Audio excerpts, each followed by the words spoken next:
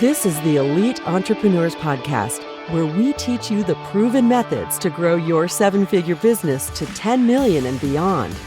Please welcome your host, Brett Gilliland.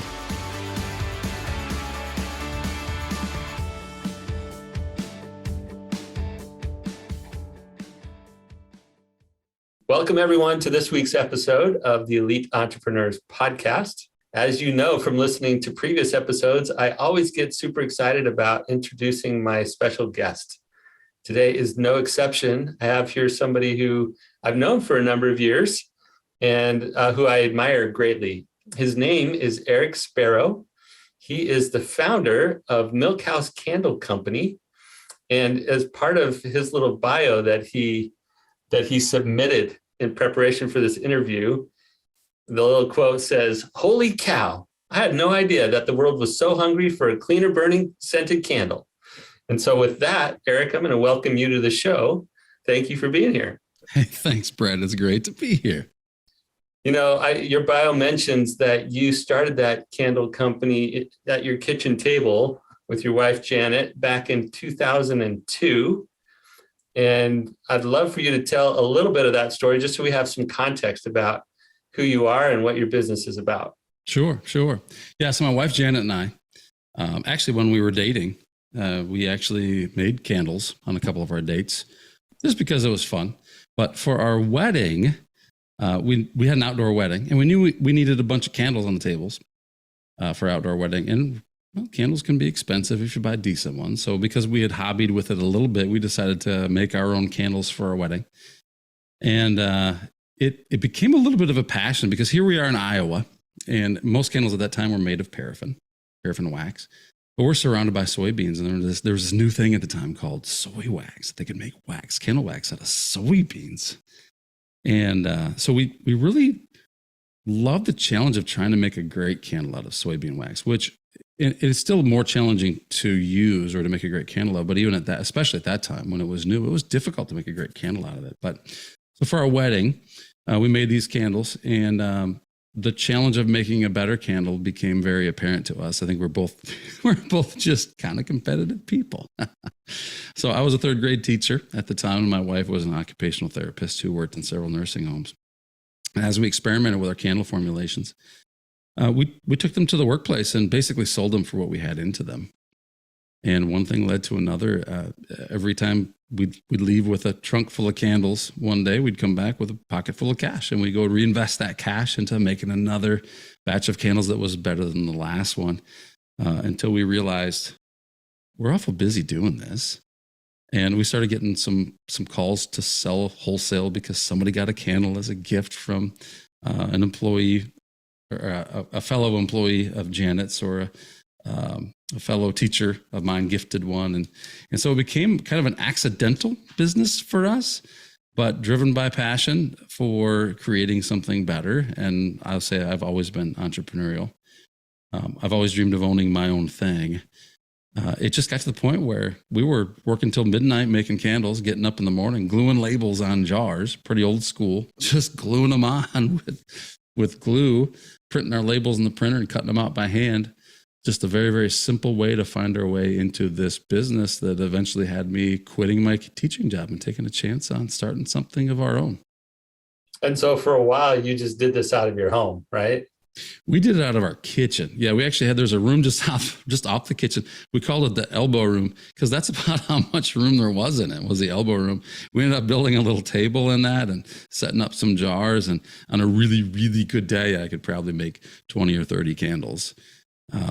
And then that expanded. We realized that at that time we were kind of hauling our candles to craft shows just to get them out there, and really preaching to the soy message, which is it's a cleaner burning candle. It's kind of a new wax. It was very unique at the time. And so we're able to educate our audience on it, build a brand, find more wholesale accounts.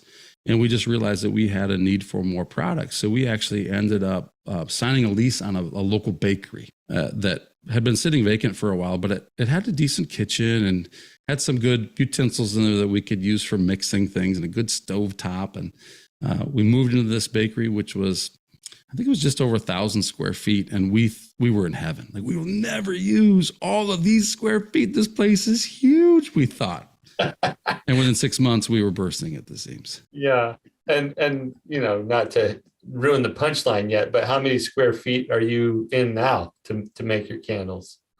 We can probably get there pretty quick as far as punchline is concerned. So we moved from this 1,000 square feet. We found another building within a year and a half. There was 3,000 square feet. Same deal, Brett. We'll never use all this space. And then, of course, within a couple of years, that was way, way, way too small. And then we found 10,000 square feet. We are now in, and this is, as of this podcast, I guess we've been doing this for about 20 years. We are now in about 250,000 square feet, 250,000 square feet over 3 facilities. And the situation has never changed. It's always, you're getting into more square feet. And I can't believe how big this is. Matter of fact, a few years ago, we built a new facility that was 20,000 square feet. And while we were in the process of building it, we realized this place is way too small. We were able to pick up the building next door, which was an additional 10,000 square feet. And now that's way too small. So our newest acquisition is 136,000 square feet. It's not even in the same town, but it was the quickest thing that we could do, considering it's expensive and it takes some time to get a building built. We just realized that there's too many opportunities to wait. So we took on a good lease on this facility that's 136,000 square feet. Will give us some nice opportunities to grow. Yeah. The upgrade from the kitchen to your first 1,000 square feet, and then you're at 250,000 square feet, and you'll need more at some point. So that's a lot over a 20-year journey. So rewind back to when you and I met, and boy, I'll get the year wrong, but let's pretend it was like 2014-ish or something like that. That's pretty good. It was 2014-ish. Okay, ish. You were out of teaching at that point. Janet was still working, if I recall, as an occupational therapist. She hadn't quite made the decision to join the business full time. And correct. You guys were about $1 million or approaching $1 million in revenue at that point. Tell all of us what some of the growing pains were like, or what some of the things you were trying to problem solve as a business owner outside of space. We know there, with manufacturing things, there's better manufacturing processes, there's space. I want to focus on some of the leadership journey or the organization development kind of stuff that you were working on. It's fun to dream about that. Prior to meeting you, we were at about $1 million, and we were used to growing, about doubling every year, up to that $1 million point. And for some reason, at the time, that's what we say, right? Now we know better. But for some reason, we're kind of stymied out, and we never really shrunk. But it seemed like growth was slower and took more effort than we were used to. And I would say moving up to that 2014 when we met, we were trying to figure it out. And I love leading from the trenches. As an entrepreneur, I love building stuff. I love getting my hands dirty. I love being in the trenches. I love leading from the trenches. But the problem was that's not what the business needed anymore. The business needed something different from their leader. And so while we were trying to figure it out, and we weren't spinning our wheels, we were growing, but it felt like we're spinning our wheels because we had grown so much quicker to get to that point. The reality is, we just didn't know what we didn't know. And that's when we met you. We met you through Elite Forum back at that time. Janet worked as an occupational therapist. She was, it's probably important to mention that when I decided to quit my teaching job and do this, we didn't have kids at the time. We had a very, I would say, very intentional plan. And I think it's probably important to do. An entrepreneur needs a little bit of a plan, because a guy like me, I'm pretty scatterbrained. I'm pretty quick to say yes and then figure out the details later. I'm very lucky that Janet's detail oriented and we're a good match for each other. But we were able to sit down collectively, and our math was simple. I needed to make the house payment and pay the heating bill with whatever revenue I took in. And we budgeted that Janet's revenue would take the rest. Well, as a teacher, I knew that if candles didn't work out, I could always go substitute teach. I could always go call the school and say, hey, do you need subs today? Because every day the school needs subs.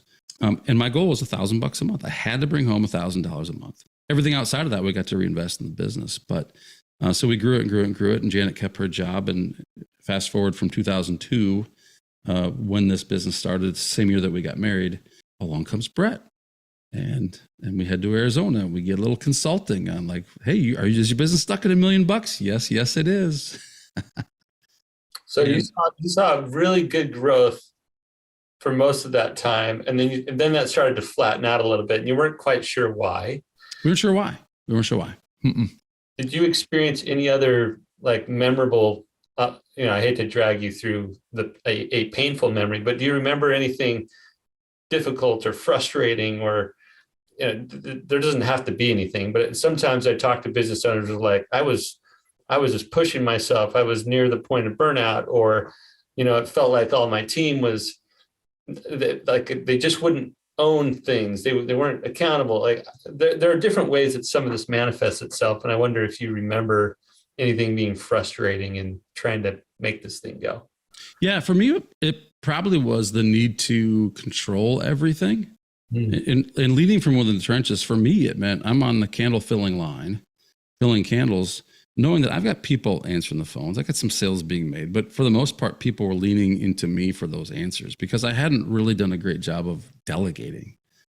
And we hired a great guy, someone that was a retired teacher in the school that I worked in. And one day he literally just said, Sparrow, get out of here, get off the filling line, go. Like, we got this. Like, we love that you're here, but you know what? Give us a chance. Give us a chance to show that we can do it. And it was that was my wake up moment in, man, you gotta delegate. This only works if you can trust that others will get it done.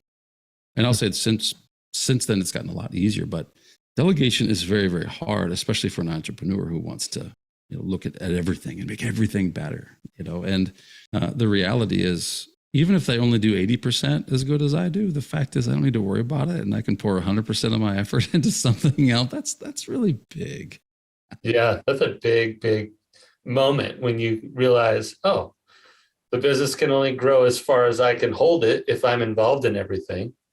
If I'll start to let go, let other people do the thing, even if it's at 80% or whatever, that still allows me to do something else. And that thing still happens. So you and Janet come out, we get to know each other. You're part of an experience that you've already referenced as Elite Forum.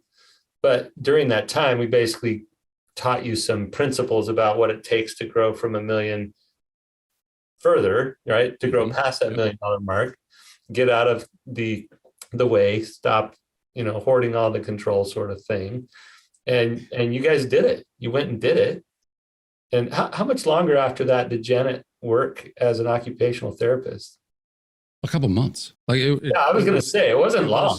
Yeah, because I think we went through that process in June, and I think she was working with us full time by August, perhaps. Yeah, if my memory serves well, and that's always a dangerous proposition, but it seemed like it was within the year for sure. Yeah, definitely. Sounds like within a few months. So that we did have some breakthroughs, and we won't get into that here, but you guys did some foundational work as part of that experience that gave her the confidence to say, okay, we're going to do this. I'm in. And you guys started your steady ascent again after that. Fast forward to today, and you mentioned 250,000 square feet. What kind of sense can you give our audience around number of employees or revenue or anything else that would help them understand, how far you've come in the last, I guess, 8 or 9 years since we've met? Yeah. At that time, when Janet quit OT, her occupational therapist job, we were at about $1.5 million. And at that time, we were at 12 employees. And Janet came on board. We set the vision, put core values in place, had discussions with every member of the group to say, hey, this is what it looks like moving forward. Lost one member through that, which is perfect. Like she wasn't a fit to the values. And and was having a negative impact on the culture. At that time, we were at about $1 million and a half, 13 employees or 12 employees. Janet came on board and we instantly doubled and Janet, as an occupational therapist, said she wants to help find tools to make sure that people aren't getting injured. There's not too much repetitive motion, things like that. We're trying to grow this thing. We need to take better care of our people. So she kind of enters as our HR gal and realized right away the tool that we need is more people. And so she goes on kind of a hiring frenzy. And so that was a huge year for us because it was able to take us from this stymied $1 to $1.5 million point where we were to we just went straight to $3 million, just like that. Well, we know that $3 million is also kind of another plateau, but we knew how to deal with it this time. So between 2014, I'll say year end 2013, when we kind of learned all of this, but hadn't fully implemented everything, at least not for a full year, where we did $1.5 million. Here we are, 2022, we did over $30 million. So in 8 years, we grew. It took us a long time to get to $1.5 million, but to go from $1.5 million to 30 was not, 8 years. But the foundation of what we learned through that and practicing that, and even just practicing the ideas that have come from, I'll say our time spent with you, Brett, just like always be learning, always be talking with others who are either in that experience or coaching others who aren't there yet. Or learning from those who are willing to share that have been where you are. This is massive. It's such a big deal because I think in general, entrepreneurs love entrepreneurs and they're so delighted to like, hey, you know the secret entrepreneurial handshake. Like, yeah, it's like, I finally don't feel alone right now. You get me, right? Like there's exactly a connection. Exactly. Yeah, for sure. So you've had a ton of growth and success. Let's try to just really pull out the nuggets that you, and we can't get to all of them, but maybe the top 2 or 3 things that were like game changing for you in your growth journey personally to be able to go from $1.5 million to 30 million. There's tons of lessons that you've learned, but some core things that helped you in your journey and or some of the things you had to figure out as a team or as an organization that would allow you to go past some of those earlier stopping points. For me, from a business growth perspective, I say customer experience is everything. It doesn't matter what business you're in. We're all in the same business and that's serving your customers. If you are not giving your customers what they want and what they're willing to pay for, then you need to look at yourself and your business. That's key. But then realizing that, okay, my customer needs this. How do we get it for them? One quick one for us was we're in the candle business. Nobody ships candles for free. They're heavy, they're fragile. But we made we're going to do this. Why? Because our customers need this. They need to understand. Like I'm willing to give up some margin to give my customers what they want. And that's one of those things as an entrepreneur, people will think you're crazy a lot and you will make a lot of mistakes along the way. But when you really firmly believe in a thing, don't ever hold back because someone said that they don't believe that that's the right thing to do. If you firmly believe it, go prove it. And we did it with free shipping. That was a big thing for us in the candle world is by doing that, orders just came in like crazy. And of course, we need to support that with more people. But between serving your customers, delegating well, being willing to get out of the way and finding a system for delegation, and honestly hiring people who are more experienced than you are in the business today. But I like to think of our businesses on this path upward, right? If I hire people up above that, they're going to help pull that up. If they're not learning, and I would say bringing themselves up, educating themselves, making themselves better through that process so they can continue to pull up. There are times when at some point people they're beyond their comfort zone for what they're willing to learn. And then now they potentially are pulling you down if your growth line is above them now. And it's okay. Like it's okay that they understand that there's a time for everybody when maybe this isn't right for you anymore. Maybe you really like working for a $2 million business and we're doing 10 and that's okay. There's no harm, no foul, and nothing against you personally. It's just what we're all comfortable doing. So I think just recognizing what people's strengths are, serving your customers well, and delegating well have kind of been my big 3 things. That's really great. I want to talk about that thing you just mentioned about, it seems that for most people, at least in a smaller business that's growing, they sort of find a sweet spot that they're like, I am comfortable in businesses that are in this little leg of the journey, right? Like, 3 to 10 million, let's use as an example. If you have somebody who's come in and helped implement processes and systems to grow a business from 3 to 10 million, and then they start to be a little less comfortable from 10 to 30 million, they might go find their next job might be back in that 3 to 10 million where they feel comfortable. I've seen that quite a bit. So for you to get sort of unsolicited mention that, I want to find somebody that's just ahead of me, that might help me pull forward into that space. And then to say that some are not ready for moving forward, that they feel comfortable in a spot. That certainly resonates with things I've seen as well. Yeah, I think it's important as an employer to make sure people understand that, because I've had conversations with really, really good employees who suddenly weren't good employees anymore. And you have maintain that good relationship. And when you hear things like, and I've heard this several times, like, this company, it's just not the same as when I started. It's different here. It's like, you know what? Yeah, because we're bigger now. We have different needs. And if you haven't grown with that, it's okay. Let's help you find that business out there who maybe is where we were, because to your point, it's very much planned. Nobody wants to keep a business exactly where no one says I want to plateau a business. Like, they want to grow one, they want to build one, so it's important to communicate that with your employees. Yeah, that's good. I want to rewind to something you said earlier about the revenue growth that you experienced from your kitchen to, I guess 2014-ish, 2013, when you're coming up on that $1 million mark. And you said that when Janet quit her job and joined, I guess late 2014, she sort of made this about people. Like, let's figure out how to help people be well in this environment for long term. And she went on, I think you said, a hiring frenzy. Yes, you did. And it's something that I've started to clue in on over the last couple of years. I just want to test against you as a working hypothesis that I have. That first 0 to 1 million or so, roughly, is all about growing the business one customer at a time. Like, one more sale, one more sale, one more sale, one more, get that product sold and out the door. At some point, when that thing gets off the ground, when that business hits that $1 million mark or somewhere north of there, and it doesn't take away the importance of sales, but at some point, the business grows one person at a time, one employee at a time. And I truly believe that there's this shift at some point where the capacity to keep going relies completely on bringing in that next person. Or, maybe there's a systems investment you can make or whatever. But at some point, if your business requires people to grow, then you're going to grow one person at a time after that.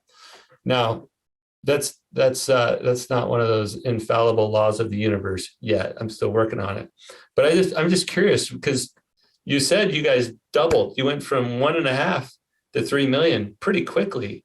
And it seems to have corresponded with Janet coming in and starting to hiring people that could help you get there. Very much that way. Yeah. Okay. Well, just plant that one in your leadership toolkit, right? You grow by getting the right people. And I think an important lesson there too is the simple math is, and I think it's pretty common as we talk to other manufacturing facilities. Every business is different, but as a manufacturer, we were finding that probably you could expect to baseline make $100,000 top line per employee. And that's kind of where we were. A little over $1 million with a little over 10 people. And when we got ourselves to 25 plus employees, we were closer to $3 million. But it's a great baseline for those out there who are maybe in similar space to where we are. But then we kind of have gotten to work on, okay, how do we get more top line revenue per employee, which has become really important, because hopefully top line revenue equals bottom line revenue if you do things well. But especially in today's world where we do need to pay people more to keep them happy here. The inflation has taken a toll on a lot of people, and we want to make sure we're taking care of our customers. So as a leader, it's important that you focus on the efficiency of your operation and making sure that when you hire a person, that you have an expected result of what's that going to do for my revenue, and always working to improve that, because, and it's not to put money in your pockets, pad your pockets, so to speak. It's to make sure you're taking care of the people who are taking care of you. Yeah, well said. Well said. And while the benchmark may be a little different for other industries, I really like that revenue per employee approach, that thinking. There's two sides of that. One is, when can I afford to hire my next person? Well, if the revenue's not there, we got to make sure the revenue's there for us to hire.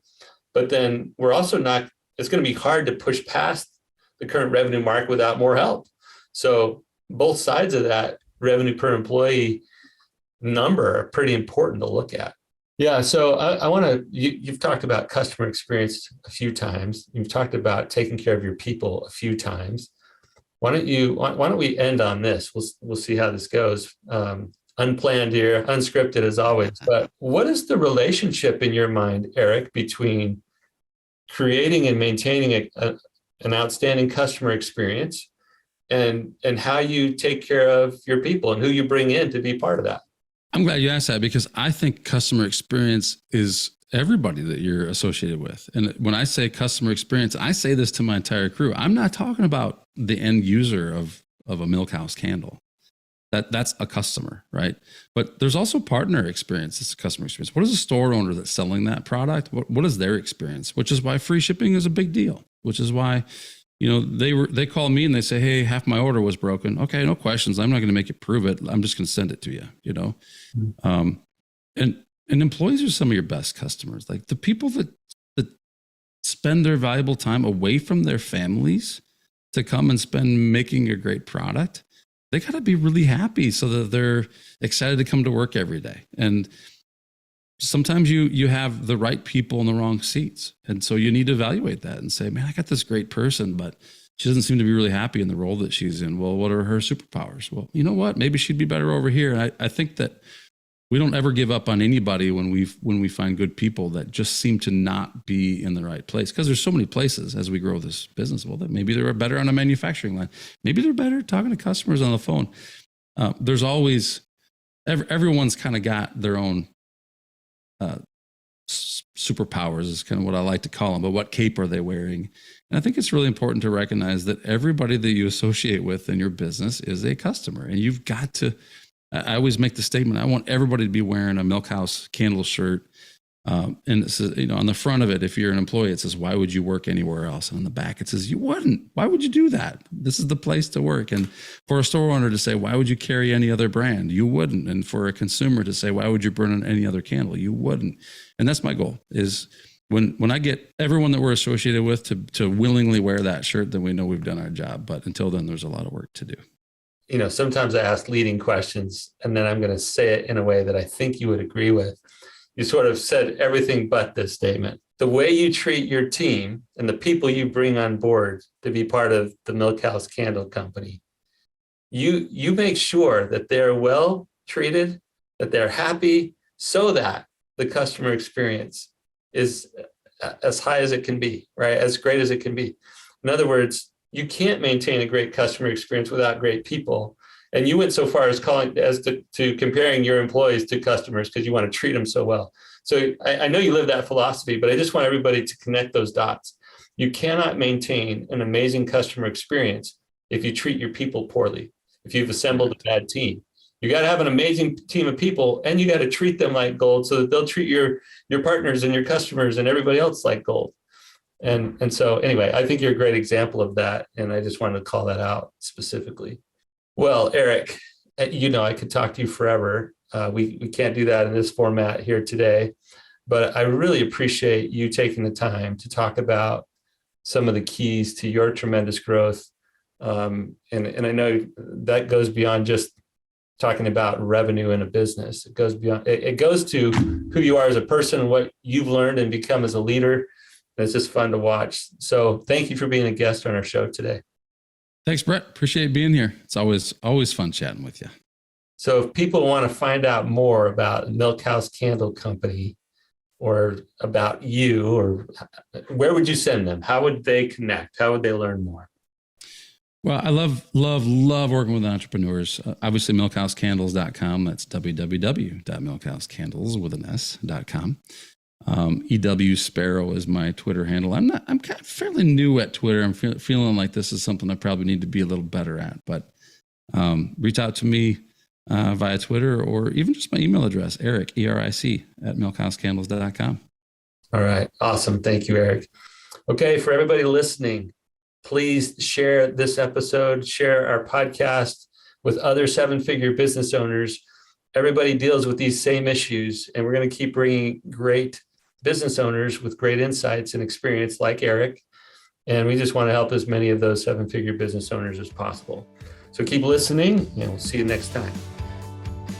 You've been listening to the Elite Entrepreneurs Podcast with your host, Brett Gilliland. Be sure to leave a rating and review wherever you listen to your podcasts. You may also want to visit our website, eliteentrepreneurspodcast.com, to find additional resources to grow your business from 7 figures to 10 million and beyond.